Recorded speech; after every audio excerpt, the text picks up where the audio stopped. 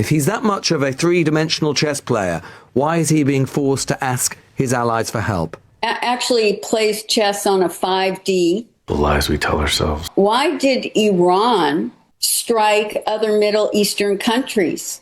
I mean, Well, so he didn't see that coming. Oh, he definitely did anticipate it. If he was such as you say, not just three-dimensional, but five-dimensional chess player, who knows, 7 or 9 or 11 dimensions, who knows, given his genius, if he was so skilled, why is he in a position where he is having to ask his allies for help to keep the straits open? Well, why is your emphasis as if it's a negative that he's having to ask? This is what he is showing by bringing people together against the terror that Iran has brought, not only on its own people, but on some of the other surrounding countries. There's another way of looking at it, Dr. Halpay. There's another way of looking at it, which is neither he nor America is as powerful as he thinks they are.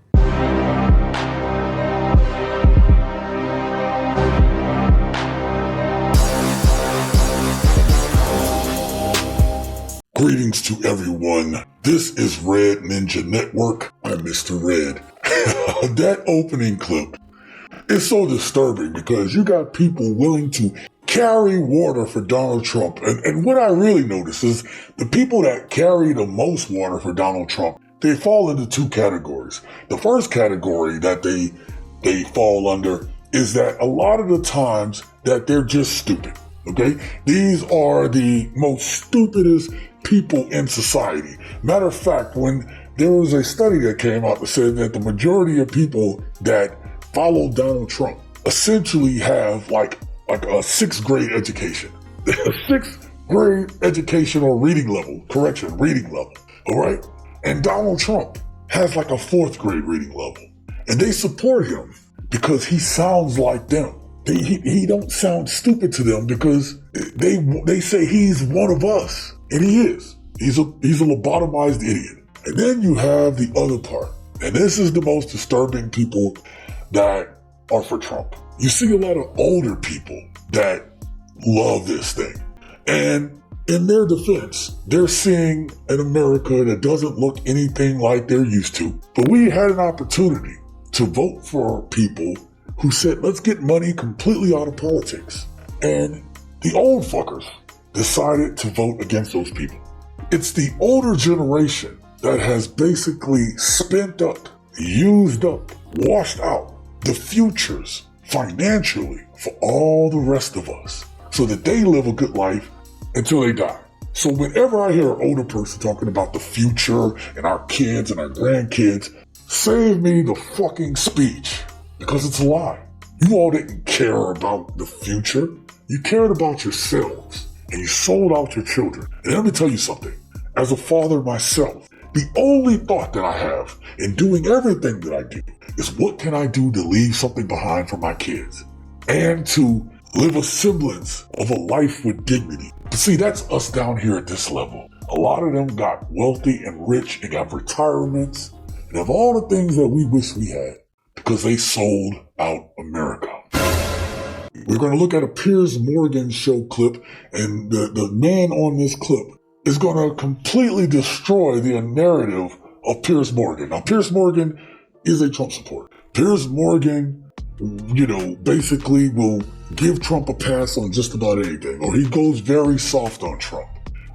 Again, these old people, they're in the same era, and they like to hang together, no matter how disgusting it is, because they came up in a time where a lot of disgusting shit happened and it was acceptable. They were able to talk a certain way and it was acceptable. But in here, Piers Morgan is going to get owned. And you advocate the devil. It sounds like a guy who is trying to dictate to women how they should dress, how they should behave.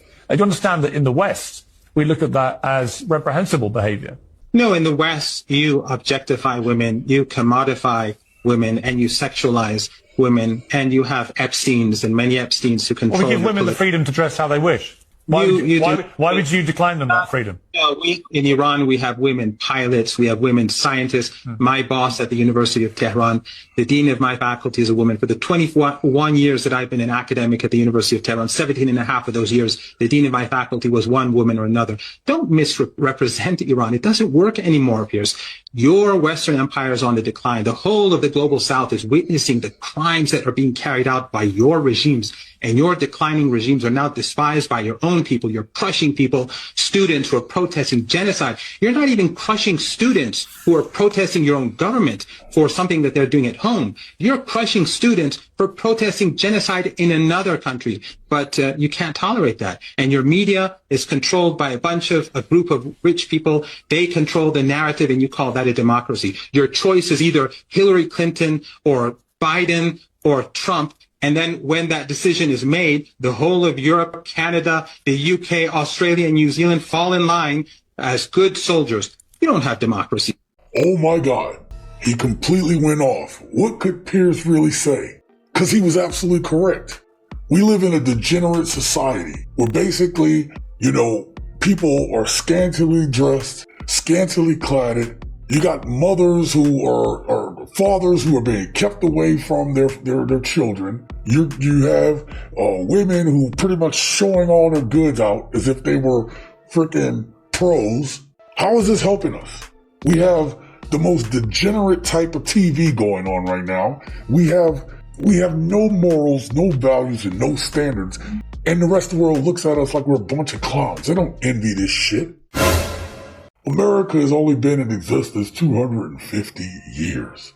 Compared to the existence of these other places, we are nothing. China, 5,000 plus years.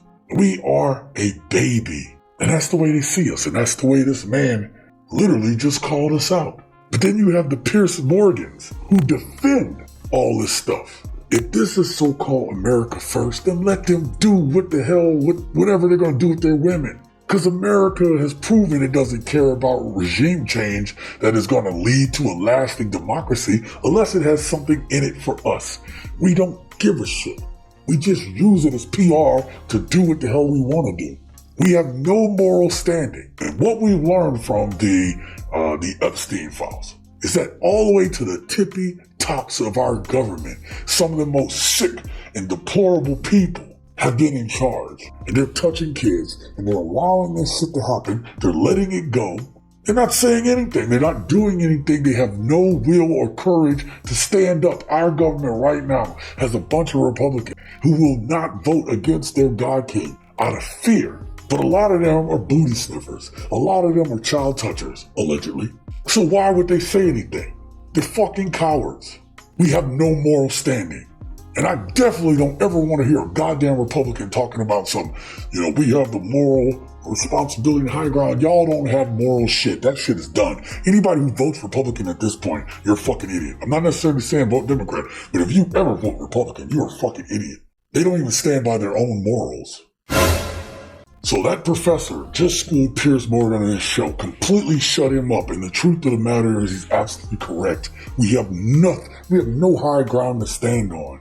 We have nothing to say to anybody about what the hell they're doing because we can't even clean up our own house. We don't even care about our own people. And there are people over there. There are people over there. They're so oppressed. Why are they fighting? Why are they in the streets walking and protesting? Yeah, they're going to protest their own government when they need to, but why are they protesting us in this war? That should make you say something. And even worse, why is our media not allowed to talk about it in a way that is going to keep us enlightened on what's going on? It's because we have to look like we're the good guys.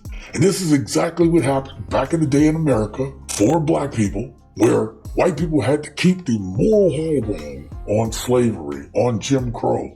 These are the things that we had to go through. So we're not in a moral authority. We are about as amoral as it gets. Stay vigilant, stay engaged, stay revolutionary.